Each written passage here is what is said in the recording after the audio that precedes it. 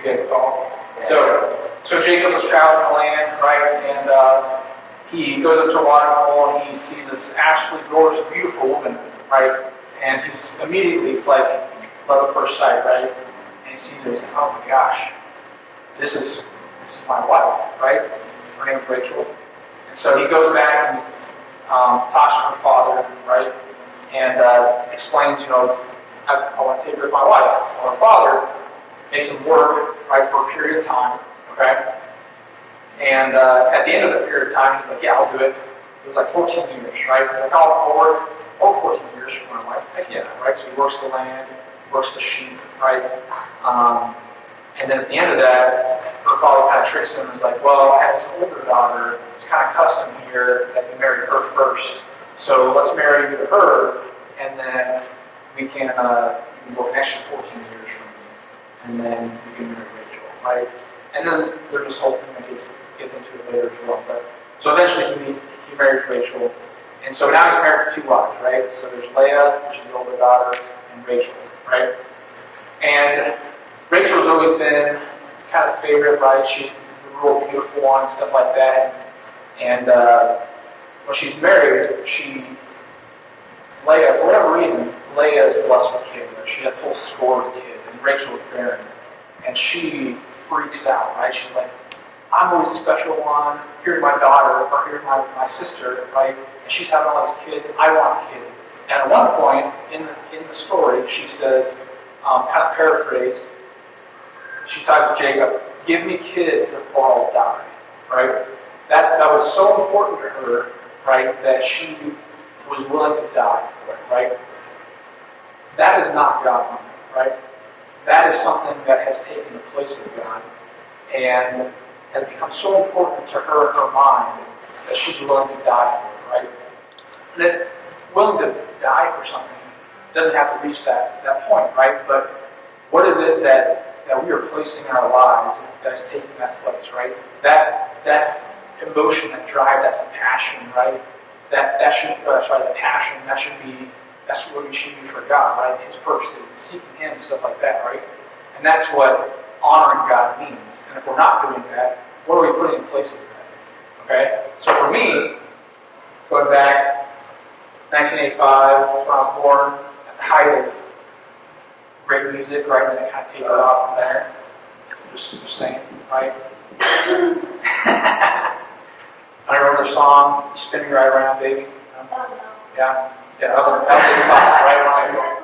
And actually, no, I was like 6, right? My friends found this magazine in his dad's bed, and I remember he showed it to me, and I'm thinking back 6 years old. My son's only 6 years old, right?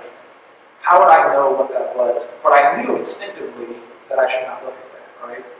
That I was already a Christian prior to that, right? I accepted God at 4 or 5, right? And somehow instinctively knew that I shouldn't look at that. So that kind of went away. So then at 11, my parents, they had to go bankrupt. You guys know what that is? So yeah, they owed a bunch of money on stuff. Couldn't pay it off because my dad lost his job, and as a result, they had to file bankruptcy. And then we were kind of moving every 1 to 2 years, just not really on the street, right? We went from upper middle class to low middle class, maybe not even middle class anymore. And nearly lived on the street multiple times because just financial situation. In California is where we were living. This housing market went crazy. It went from $150,000 for a house to $600,000 for the same house within 8 years, right? It was crazy. And my parents started working all the time, right? My mom used to be home, and now she's working, and I saw them hardly at all. I was the oldest, right? So I was expected to help kind of raise my sisters and kind of raise myself, right? So they got a lot of the attention I didn't, which was very effective. And so the thing that I turned to that became the thing that kind of took the place for me at that time, right, was when I was in a very lonely, scared place, right, was pornography, right? That was the thing that became the thing when I just couldn't take it, or when I was just, my parents were gone, I would come home, and I was just lonely and tired from the day or whatever, that's where I would go to. That became my thing that I honor my God, right? Because for whatever reason, and there's studies on this too, that provides a false intimacy, right? That a relationship, right, a marriage would only provide, right? And that's kind of seeking that false intimacy. And so that is like a temporary thing. What's up, Bill? Is it like the escapism you're talking about? Yep, exactly. Yeah.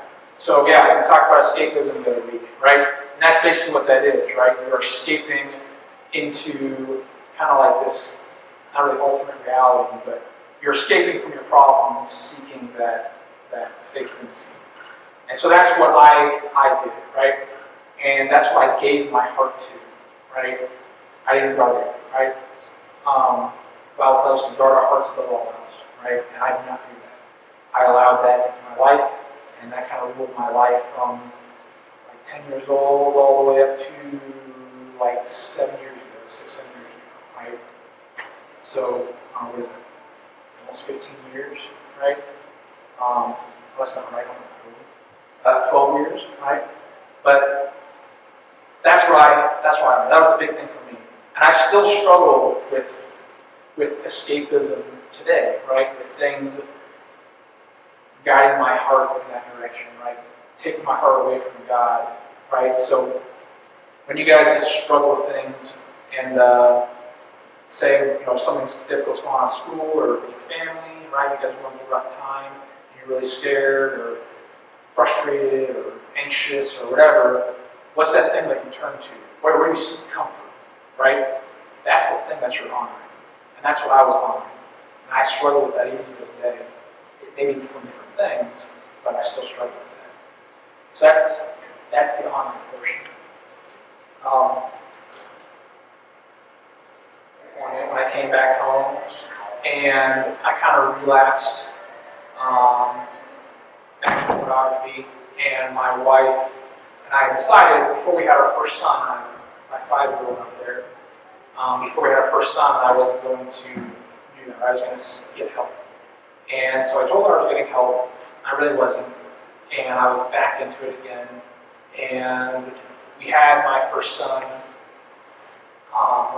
we got pregnant. And despite the fact that I was lying and telling that I was getting help and I wasn't, and I was clean, but I wasn't.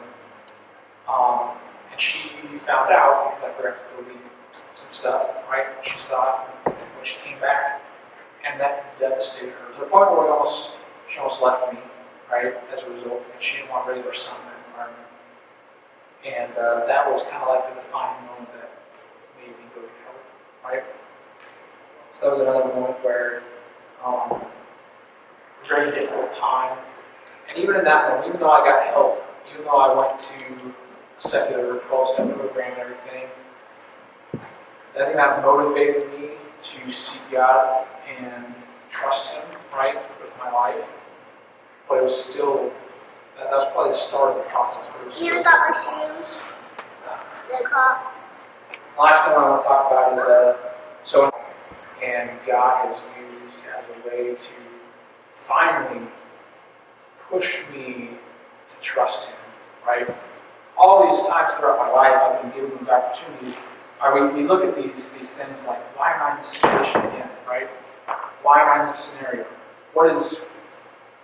All I need to do is get out of this situation, this difficult situation, and then I can go do my God thing, right? Once I get fixed, then I can go do my God thing.